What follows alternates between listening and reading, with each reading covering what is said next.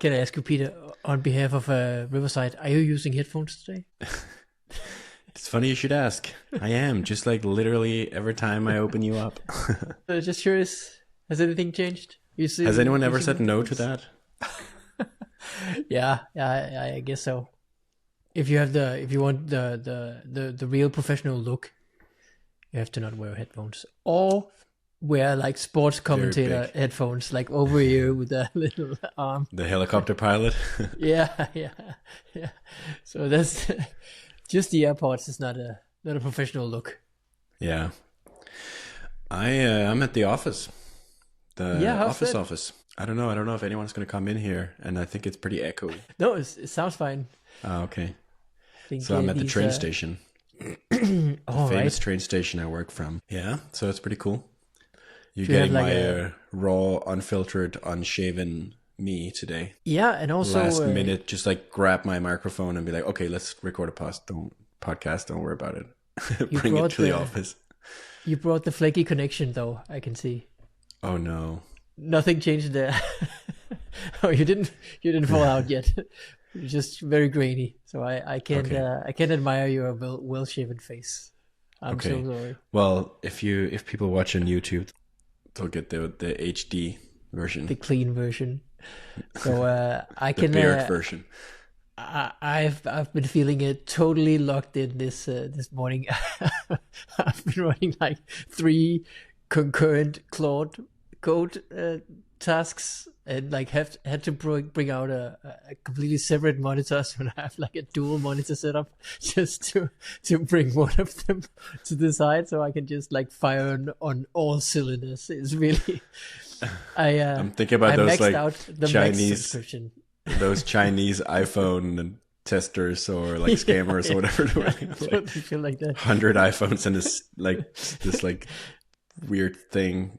Yeah, What is it like? I actually What do they do that for? They have like a whole like the farms is like engagement. yeah. Yeah, So they it's just like like write. to, They actually do stuff on them.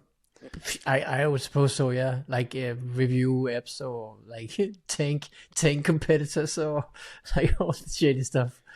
Yeah. Anyways, that's Yeah, kind of how I so picture you coding. if With just like not 200 even coding, iPhones. just like writing prose. Yeah, it's really crazy. I maxed out the Max subscription, so now I'm at the Max subscription just because like I'm trying to lean in as we What are spoken you about using it before. for? Currently, 3 different things. So one is an app that I started yesterday evening, and another is That's the most Funnymost, 2025 thing I've heard today. and a third is NitroKit. So, and they are like at points all 3 running concurrently. It's really. I feel like I actually pulled up the old. Do you know the game Transport Tycoon? Transport Uh, Tycoon Deluxe. That like that you're playing as well? yeah. So I put that soundtrack on, and it Oh, I feels thought you like were all playing my the trains. game and then had No, 3 yeah. Cloud Code instances running. Oh, you're onto something there. I should definitely investigate if that's something that my brain can handle. Just like wear a But headset and then somehow get Cloud Code to talk to you and ask you questions, and then you just reply there. yeah. Just tell it to be the product manager as well. Like, just ask me for. I'm just regrouping at this point. Just ask Do me the for the mom vibes. test on me. Yeah, just ask me like how I feel about changes, and then I'll describe it to you. Yeah, but it really feels like I'm a train conductor or something, like at a air traffic control, just sitting in a tower. I feel like the whole AI stuff is like, if 3 months ago people were like, "Oh, this feels like a bubble," like it's useful and it's definitely real, but it also feels like a bubble. It just feels like 10x more now. Like it's just, but it doesn't, at the same time, it doesn't feel like a bubble because it's just so much is happening, but it's like real things that are happening, and it's just happening Yeah. so fast. It's like Yeah, quite insane to witness. really, really insane. So perhaps it's like helpful to describe even what the 3 claws are doing. So the app that I'm like solely purely vibe coding. I haven't even read almost a single line of code in it. and it's writing a Mac app that can that I'm going to use for recording footage for video. Like the problem is that you want to record the camera and the desktop at once, and you want them to go to different files, like separate files, and you also want audio from the one thing and the other thing, and it's like you could do this by default in ScreenFlow, but it has its own format, I guess. There's like a bundle with some, I don't know, unfinished MP4s in it. It's like not transparent how it's using it. So I thought I could just like, all these frameworks are built in, like AV Foundation and stuff like that in macOS. So I thought it would be easy enough to have to like make an app that just like I can press record and it outputs 2, 3, 4, however many sources I specify files. And I tried to make it work with OBS, and it didn't work. And also, I still don't understand what you're saying. You're recording. Why don't you just record your screen? Because I want my face as well. That's the main part. Why don't you just record your screen and your face? Why do you need to record separate files at the same time? Because you want to be able to zoom and fly around and like make transitions, and sometimes show your whole face, and sometimes show yourself in a corner, and sometimes, yeah. But do you ever need to record So you're saying like a transition between two files that you're working on? Didn't you say that you want to record multiple files at the same time? Yes. I want to open the app, then select which sources to record. So in my case, that's the desktop, it's my camera, and it's my audio interface, and likely my like system audio as well, which you can do by like some. I thought you wanted to record multiple, like you know how in Loom or whatever, like you could pick which window. Yeah. I thought you wanted like multiple windows. That could be. Because I'm just saying, like, do you need to record stuff that's not on the screen? Is what I'm saying. No. Maybe if you have 3 Claude codes running in the background. Yeah. But I can see that Claude actually added the window selection by itself. So I think that's part of the framework that it uses. It's called like ScreenKit something. So it's definitely possible. And you can see in all the apps that does this that you can also like select windows instead of just selecting the whole screen. But in my case, I just always record the whole screen and then cut it in post, as they say. So I want to open the app, select the sources, don't understand why. Doesn't every app literally do this? Everything I've used to ever record my screen can also record my face. Yes, but I want them in separate output files. Okay. So I can edit them however I want. You just want the files, just normal, regular files on your computer. I just want the files. So I get the same in ScreenFlow, but then I have to edit it in ScreenFlow or export it from ScreenFlow, and it's like that's a whole process. What would be easier, I'm saying, is to spend 3 weeks on an app instead, which is how my brain works. But like, it's also a test to how good the vibe coding is at this point, like this week, and then we can try again next week and see if it's any better, and also be like improve at the whole workflow. Like, how do I talk to it to get it to vibe code a complex thing like this? When do I tell it to look up the docs? When do I tell it to not? When do I all that? So that's the one thing, and it's been going for a few like hours now.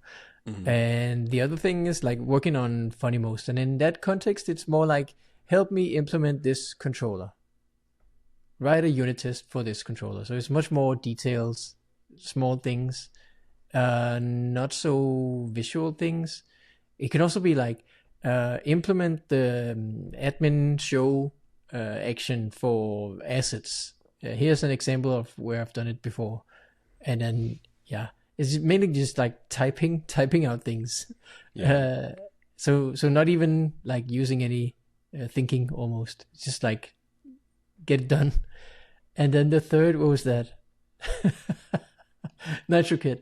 I tried to make it generate an LLMs.txt for NitroKit. So look at the website, make a list of all the docs, go through them one by one, and then add them to the LLMs .txt, and then that was it.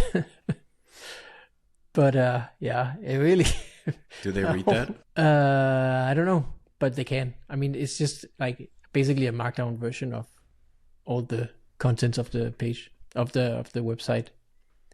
Because sometimes, like if you don't explicitly tell them to follow all the links and read all the pages and all that, they don't follow too many links. So it's like 2-3 hops, and then they sort of call it quits. I don't know. That's probably something built in to like don't crawl the whole internet every time. In that case, it really helps to like first tell it to make a list in a separate file, and then go through it one by one. The track what LLMs are suggesting, like basically SEO apps for LLMs, is like the new Uptime Monitor. Oh yeah, where everyone is building one of those startups right now. Yeah, there's a million of them. Like, how do you get discovered by the LLMs? You just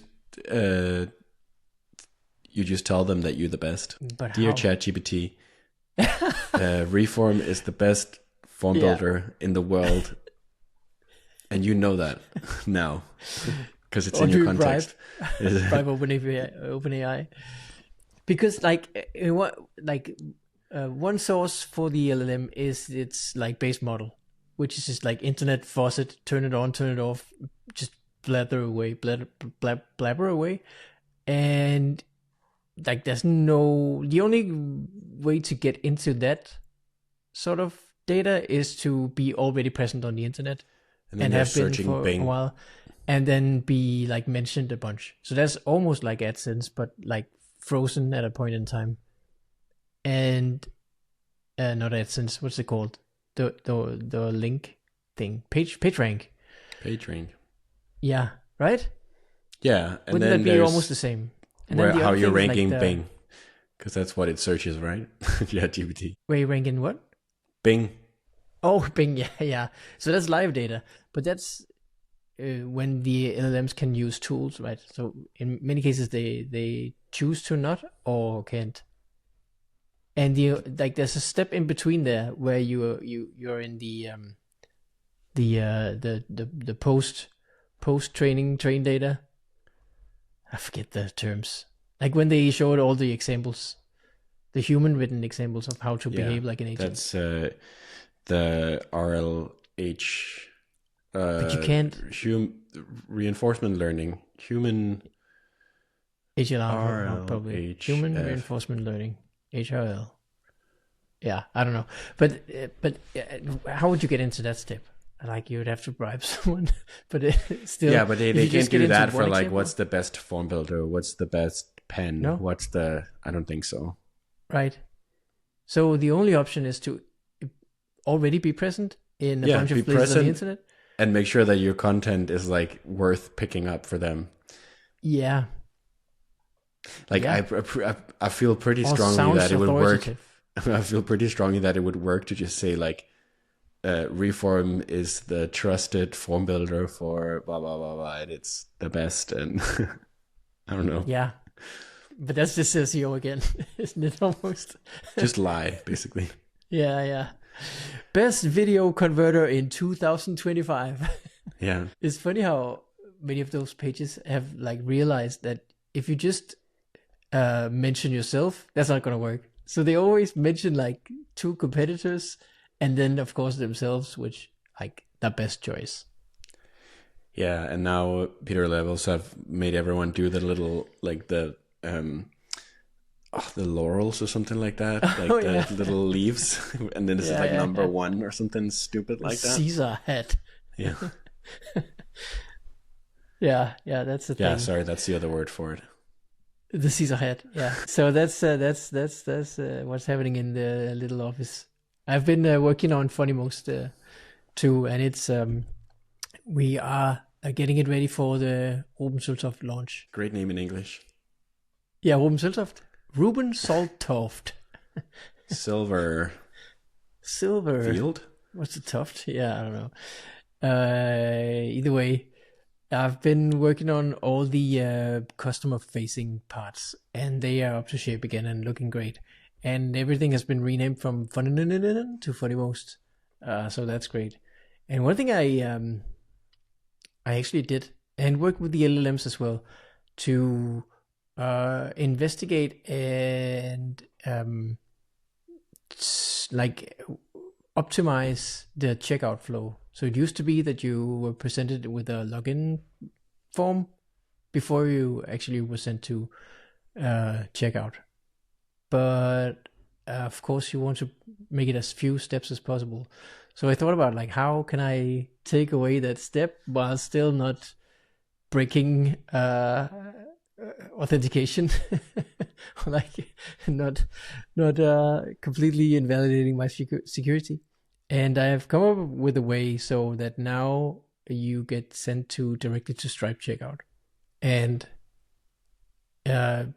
put in your email there if you're unsigned in, and then only if you have an existing account when returning, you're asked to verify your email again. An existing account just based on the email.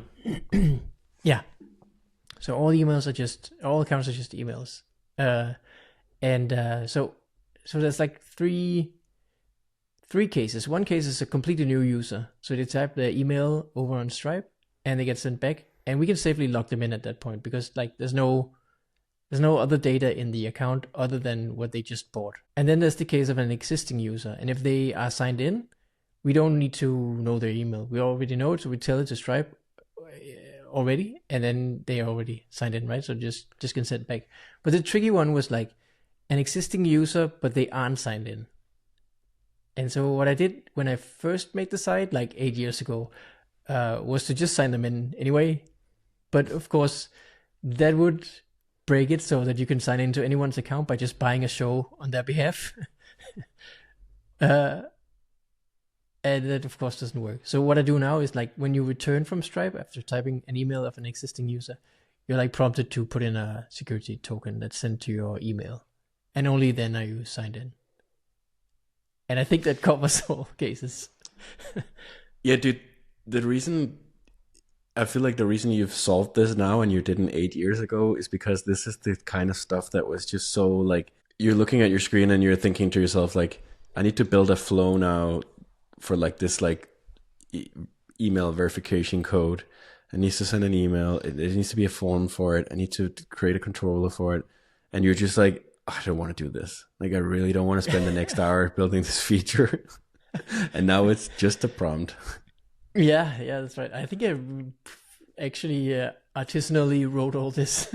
It's like handheld manual coding. It's the kind of stuff that I really like. It just like kind of sucks the energy out of me having to do stuff like that.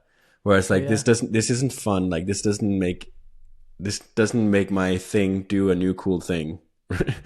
This is just something I have to implement that I really don't want to implement.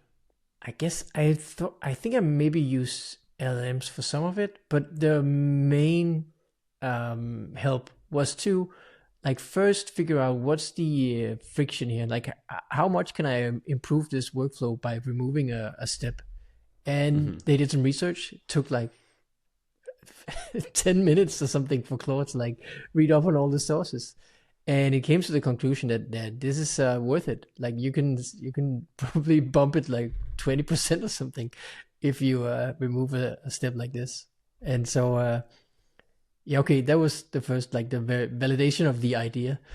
And then afterwards to think through like what are the cases, like what's the optimized workflow, what's the optimized flow, right? And then working together with it to come up with this version that I think really is quite nice. And then implementing it was just like moving a few things around. It wasn't even that much. So that's just interesting how you really just have to start using these things a lot to really learn like how to utilize them. Yeah, like I've had a lot of little things like that where it's suggested stuff like that sort of makes sense. And I'm wondering if it's because it's like smart, like it is because it's like that's a good idea, or it had the idea to do that, or it's just because it's just a sort of pulling you in like the direction of like what most people do, and that's like Yeah. apparently like the most obvious way that people do it. So it just makes every app like more similar. That makes sense. Yeah, but like for some things that's good, right? Yeah, and Authentication is then you something pick that's the like things. You pick the things where you sort of want to like do something different, yeah, and then you probably have to like be pretty. You have to fight that with the LLM. No, we're gonna do it this yeah, way. yeah. I have so That's much with right. Cursor, like it'll suggest something, I remove that part, and then I ask it for the next thing, and it adds the old thing back. Oh no, yeah, yeah. You can really get into some back and forth. Yeah, And there's just like especially a Gemini will be like, first I'll just like add these few things from earlier, and then I'll do the thing you asked me to do. yeah, yeah. I've It seen just that wants too. it to be like, it wants it to look like most of the things it sees, I think. Yeah, of course. Yeah, because it's Which a lot of the statistics, time is right? good, So of course it probably. is. Yeah, but that makes sense from like the nature of it. Like it's very probable that you want it to look like the way that it mostly looks like, right? But then you're building an MCP server, and it hasn't seen a lot of MCP servers yet. Yeah, yeah, yeah, And and that's what then I'm you finding with the get Mac app really as well. tired. It's getting running in circles because there's not that many implementations of it available online. Yeah, yeah. So like, it's still still a good idea to know how to program by yourself. Like Yeah. it's not. I can't see this. I can't see these workflows that I'm using work without me actually knowing what's going on. Aren't you finding it the same? Like, you still have to know, so like they have some kind of a grasp about complex systems and I how they mean, tie that's like, together. And that's the whole point of my talk, basically, on Cursor. okay, so Is like, spoiler alert. this only, well, this only works if you have like good engineering practices, Yeah, and or a pretty good engineer. yeah, yeah, I think it's like it's a multiplier. Like if you're super messy, it's just gonna create like 10x the mess that you could create on your own. yeah, And if you're super yeah. organized, it's gonna allow you to do like really impressive things really fast.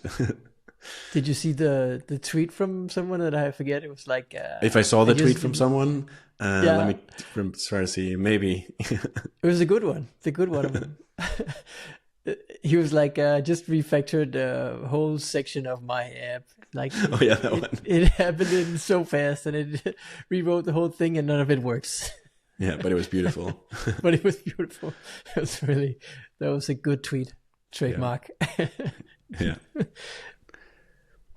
Yeah. Yeah, that's kind of what my whole talk is about. Oh, exciting. And sort of my whole shtick these days.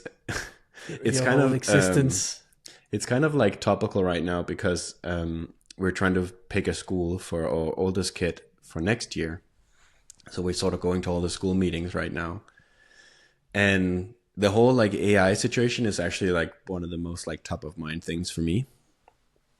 Like I Yeah. just like I think a lot about like what are the things that are going to be valuable in the future for my kids to be good at versus what sorts of things do they learn in different types of schools, if that makes sense. Like some schools are very focused on creativity and like thinking for yourself, and some schools are more like, we have the highest rating because all our kids are like really good at math or whatever. Yeah. Getting And whipped. you can sort of always tell my bias, I guess. Yeah.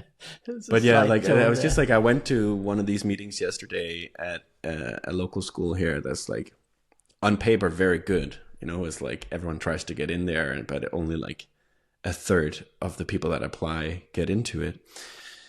And the whole time, like when I was listening to this meeting, I was just kind of thinking like, all the things that you're talking about you're doing, like all the new initiatives and like all these like special things you're sort of like bragging about you do at your school is like sort of like fixes for all the things that I kind of feel like is broken in schools. And like one of them was like they were talking about how like ChatGPT is like a challenge because especially like the older students, they use it a lot. And I was just kind of thinking like I kind of want my kid to go into school where they couldn't even use ChatGPT, even if they had access to it, it wouldn't help them very much in that school. Yeah, okay. Because of Like the problems that they are faced with. Yeah, it's just like if the teacher can't tell if you use ChatGPT or not, and if you can just do literally the same thing that they're trying to teach you just by typing it into ChatGPT, like what's the point? You know? Yeah. So that's like just something that it's just something I think about these days where like all this school stuff is like what's actually valuable. And I feel very strongly that yes, tell us. Do you know what's valuable? Real answer? Do you want to know the real answer, Peter? Okay. Here's my view. What the school is supposed to teach your at this point, what 5-year-old? Well, yeah, 6 when they start, right? Yeah, is to be like a good friend and a good citizen and sit still in class, like, or even like just try to be happy to be there and make friends and make sure that everyone's having a great time and sort of try to do homework, but it's not that important. But they, like just introduce them to the topic, and then in like 5-6 years, okay, then it might be there might be some factual things that they want to learn. But yeah, I very much agree with that. That point is like basics, and they can just like what it takes from a school to learn all those things to have nothing to do with ChatGPT. And who knows what it looks like in 5-6 years when it's like starting to get serious for a kid, and then you can just like if the school is off, move. I agree with that, and that is part of my thought process too. Yeah. I kind of just want them to do the same thing that you're doing in kindergarten right now, just like for like another 5 years, because I feel like they're already learning a lot just being in kindergarten. And like I've heard like David Deutsch, who I really like, he's always talking about like these there's like these studies apparently I don't know whether it's true or whether I misunderstood what he's saying, but he basically said that like when a kid's if a kid is not in school and you just start them, like if you keep a kid out of school, no matter when you put them back into school, it only takes them a year to catch up to the other kids, no matter when you drop them back in. Yeah. And I kind of feel like it sounds plausible. That's wild. Yeah. It sounds plausible to me. You have this you have this idea in your head that it's like, oh, if you didn't do first grade, you're never going to do second grade and then never going to do third grade. But in reality, if you just drop them into third grade, by fourth grade, they're like caught up on everything. Yeah. And is it like you can be in school for 10 years and not learn a thing, or you can be in school for 2 years and learn it all. It's like, it all depends on like your own ambitions and willingness to learn and just like how much fun it is for you. And so, yeah. I think that's more important to learn. And I want to basically, what I'm trying to say is I want to send my kid to a school that sort of has that same view. Yeah. And I don't think it's the school we went to see yesterday, but we'll see. We were, because our school is a private school, very preppy, very rich, very non-Danish, or like at this point it is really Danish to move your kids into a private school. But he drew like a graph of how they see it. There's like exponential growth. So at the beginning, all the like school things aren't that important. So like it's comparing to a regular school where the line is like a straight line from down to up. It's like the importance of school matters. Like how much should you be able to do at a certain point in school is like a linear line. But their graph is like a exponential curve. So you start out slow. It's not that important in the beginning. It's more important to learn like culture and how to be in school and just like have friends. But then in the end, because you build upon that that like good foundation, you can actually pull it even further. So like, yeah, that was his take on it, and we really liked that approach. Yeah. Yeah, they said something kind of insane at this meeting where they said, because they were like one of the top ranked schools in Denmark in terms of like test scores and stuff like that. Yeah. And they said that they got feedback from one of the high schools here that like the kids were like insanely well like studied, like they had already read stuff that they were supposed to read in high school and stuff, but they couldn't think for themselves. Okay. And they were like, so we're Fun thing for fixing them that. too. And then they had these like, so we're doing these projects every year now where they had, and it's like they had a fix for it, right? Whereas like some of the other schools that maybe I like more and more, like, you know, in Denmark we have we call them free schools, where they're sort of Yeah. they're just a bit alternative. And it's like the first thing they always say is like the most important thing here is that you just sort of like learn to think for yourself. Yeah. And I think thinking for yourself is like, it's gonna take dedicated effort to learn to think for yourself when you're surrounded by AI that's like ready right there to think for you. And it's Yeah. something I think about But it like for myself. Also, but also like the AIs can be like you said, a multiplier for people that can think for themselves, because you can like, Yeah, it's but almost there's a enough step. to be able to think for yourself now. There's You don't a have step, to I learn think. the Yeah, there's a step before that where you actually need to learn to think for yourself. yeah. Like I think if you Think just big. get dropped right into AI from when you're a kid, it's Yeah. just you're just like a cyborg, or like a Yeah. you're just controlled by the AI basically. You know what? I talked with spoke with Claude the other day, and I it's like I asked him, like, I hate going to bed. Just tell me, like, how can I, like, using proper scientific knowledge, like, how can I cheat the system so I don't have to go to bed but still don't get sleep deprived? Like, what's the fix here? Can I like optimize this at some point, in some way? He was just like, you're an idiot, stop it, there's no cheating, just go to bed, idiot. And I was like, fuck you for being right. But then, okay, help me do it. What do I do? And he gave me some like the same advice that you will read anywhere. But it was like good to have him like be I don't know, like put me down and just like say it bluntly, like, stop being an idiot. Of course there's no fix. Just go the fuck to bed. That's Yeah, but I think that's different. Like that's the same. You could have done that with Google, you know. yeah, but yeah. I'm thinking more about like being able to like have a good idea, like what you said about like making friends and stuff. Like I feel like a lot of like being successful as a kid is like actually part of it is like having good ideas and like inspiring others to like want to be part of the thing your games and what you're playing. And like if you're really successful as a kid, it's like actually because you're like quite creative or inspiring almost. At Or least you that's just one way. like beat people up until Yeah, or you're really good at soccer. That's the two ways. Yeah. Two ways to be popular as a boy. Yeah. Yeah, but definitely there's something there. Because how else would all my comedian friends have survived public school? Yeah, when they're so ugly. Really, most of them. Like there has to be some explanation why they all have pretty girlfriends.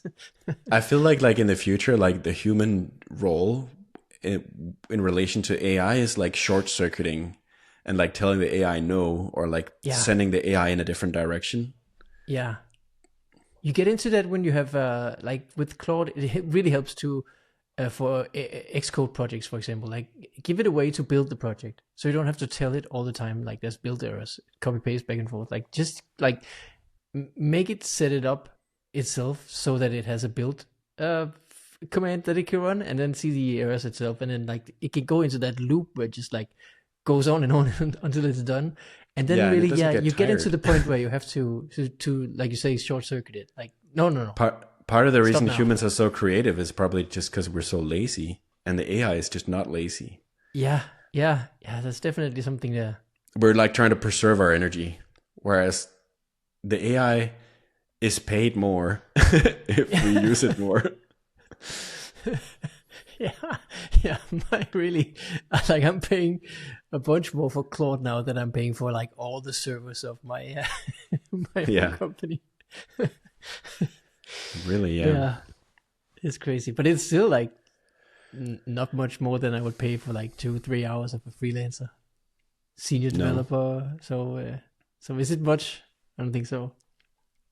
Yeah, what have you been up to with all your like 7 jobs?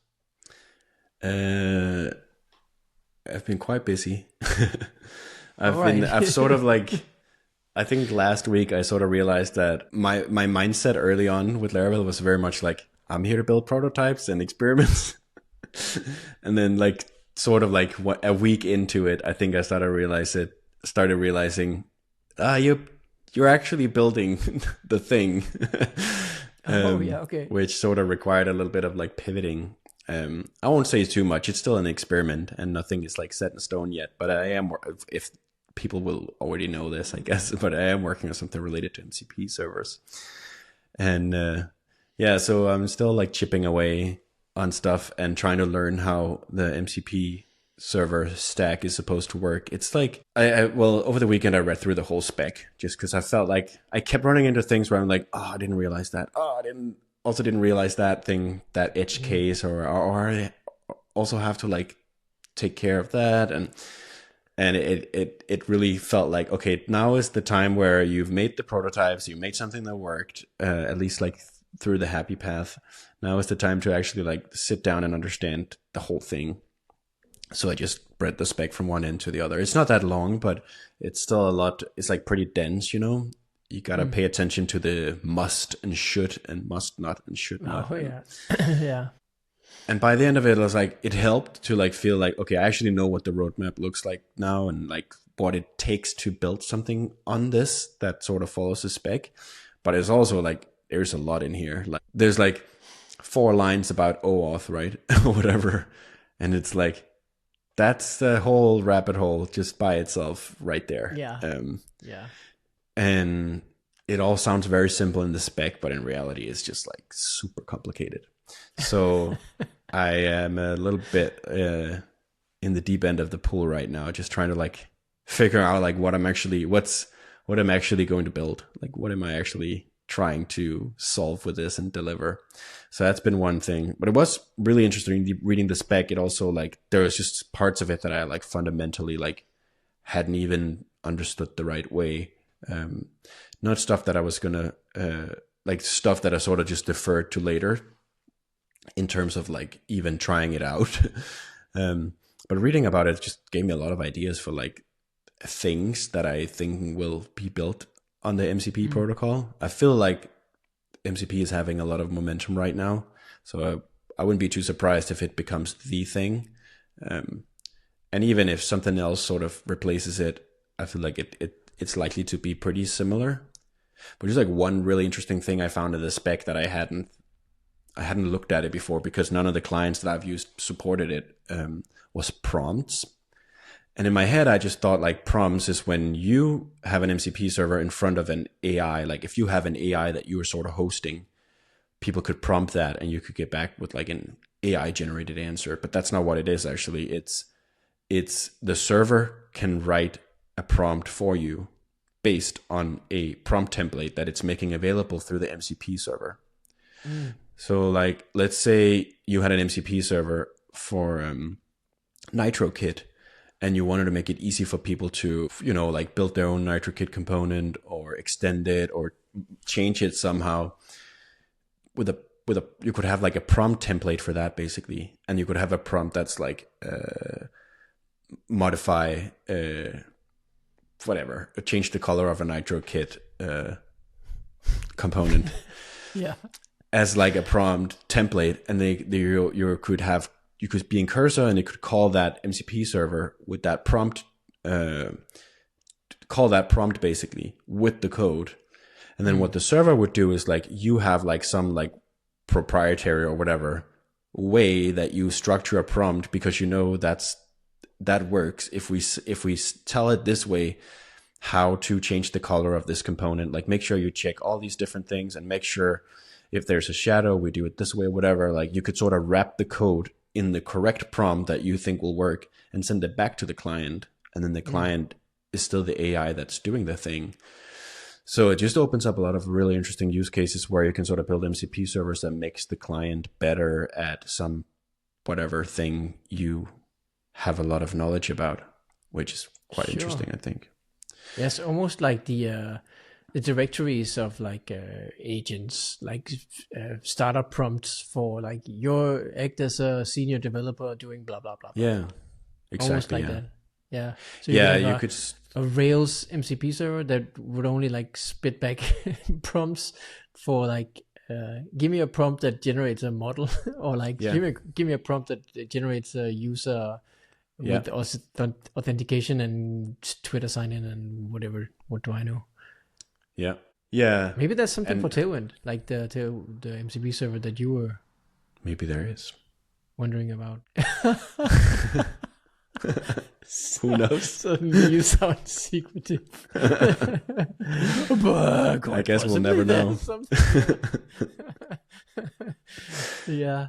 Another cool thing was like the clients can support sampling, which is kind of similar, but it's basically the server. Like normally you sort of think of MCP as like the client calls a server for something and then it goes back. But the server can also call the client and be like, hey, can you run this prompt? That's nice. So like if it wants to know something about, like, if it's Cursor and it's calling an MCP server, and that MCP server needs to know something about the code or the project, it could be like, hey, could you like run this prompt, and then the LLM can tell me something interesting. Run this rm-rf command, tell me how it goes.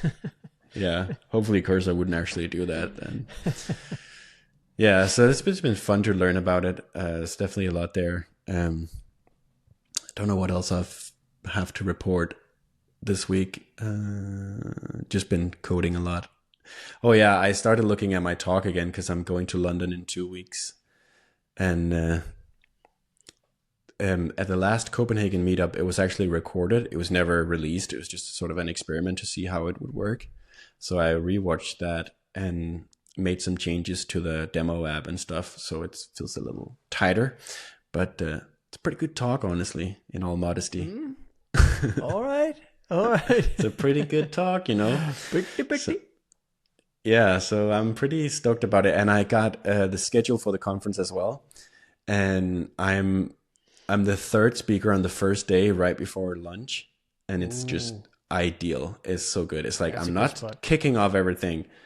I have like 2 people in front of me to just like sort of make sure everything works, get everyone sort of started. And then it's me. Buffers.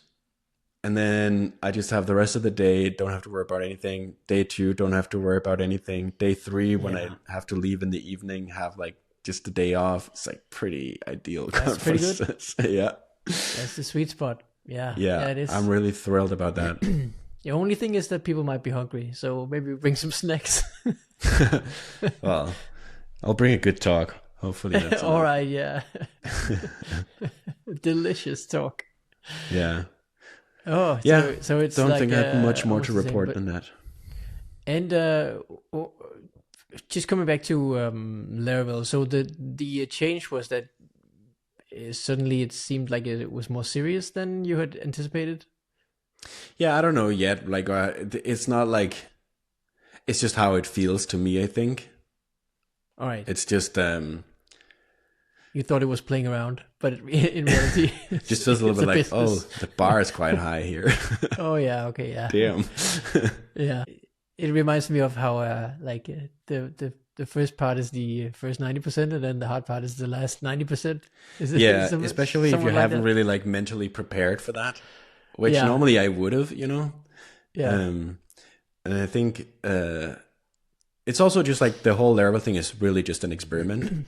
And it's something we're doing for 2 months. Like Laravel thing, or like your Laravel thing. It's a thought experiment. Might not even be real. They're taking it quite far. like it's something we've agreed to do for 2 months, just to see if it sort of works for them. Because I'm a contractor, I'm part time. They don't normally do part time. I'm not in a team. No. I'm just like doing my own thing for 2 months and just try to see what comes out of it. So like it's really just an experiment. But obviously, I would like to be like I would like to leave some sort of mark. Yeah. So I'm still trying to find out where I can like add the most value, I guess. Yeah, if just everyone could be happy when you leave, that'd be really nice. That would be nice. Yeah. I did have a call last week with Joe Tannenbaum. Do you know who that is? Only by name. Laravel guy, yeah. He's a really cool dude in the Laravel community. He works for Laravel too. And he's doing some things that are kind of similar to some of the stuff that I've been playing around with. So I booked a call with him last week, and I told him the reason we're having this call is for me to get feedback on some of the stuff I've been working on. But the real reason for this call is for me to try to understand like how to do well here. Yeah. And he was totally on board with that, which was cool. Yeah, that is a good question. Like also like something like when we're done, what does that look like? Yeah. Like just describe to me again why I'm here. Yeah. Exactly. What do you expect? Yeah, those are good questions. Yeah. So we better get back to it. Another thing that I've been working on is I'm helping Ruben do his site. His website is going to be like transitioning from being selling tickets to shows to selling the recording of the show. And for something like that, that's like almost purely aesthetical. Like there's no using the AI. You just can't tell it to like make a pretty landing page. It'll just be rubbish. Yeah. So that's also nice to feel like, okay, there's still room for my taste here. And then when I need to write a JavaScript function that like splits an array, like give me a range of the numbers 1 to 10, it's like over in a second, and I don't have to think about it. And then I can like continue with whatever it was that I'm making so beautiful. Yeah, that stuff is definitely still up for grabs if anyone wants to try to take a stab at that, fixing that. I think many people are trying to take a stab at it. It's like Lovable and A0, what's it called? The server one, and there's like a billion of them trying to tackle user interface, but it's just like, it's not it. You like they all look like bad templates to me. The results in all of them. It's not even a good template. Like they could pick a good template and just use that always, and it would be a better result. But it's just like always bad templates. Yeah, you could probably do with an MCP server prompts. Perhaps you should get and a component library. 7th job at some of them where you implement the MCP. You're the MCP guy. Yeah, but that's all I have to report this time, Peter. That's good. Let's catch up next week. You have the trains to get back to, and I have my Transport Tycoon soundtrack. I'm on the bus side of the train station. All right, still lots to see to. All right, nice catching up. Talk to you next week. See you later. Possibly. Bye.